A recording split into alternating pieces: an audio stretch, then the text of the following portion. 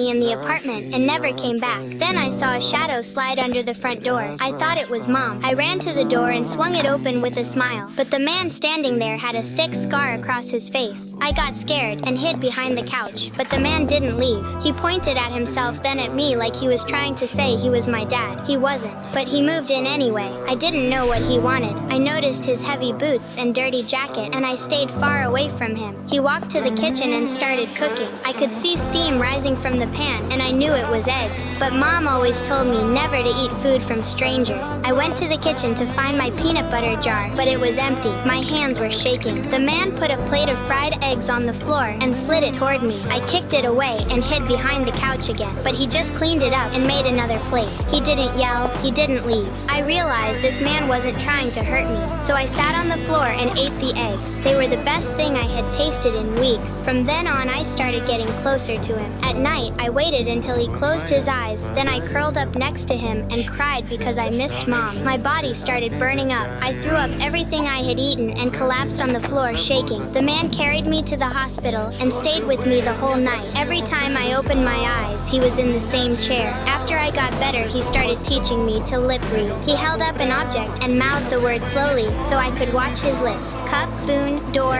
light. Every time I got one right, he gave me a thumbs up. In 1 month, I could read 50 words and we were both so happy. I looked at him and mouthed thank you. His eyes went red, but he smiled. But the happiness didn't last. One day, strangers showed up at the door with papers. I couldn't hear what they were saying, but I watched the stranger's lips and caught one word: debt. The man took me to a building I had never seen before. I had a terrible feeling. He knelt down and put the peanut butter jar in my hands. Then he gave me a thumbs up, but when I looked up, he was already walking away. His back was getting smaller and smaller. I panicked. I dropped the jar and ran after him. I slammed into the glass door. I pounded on it so hard my hands went red. I could see him standing on the other side. He was shaking. I didn't want to lose him.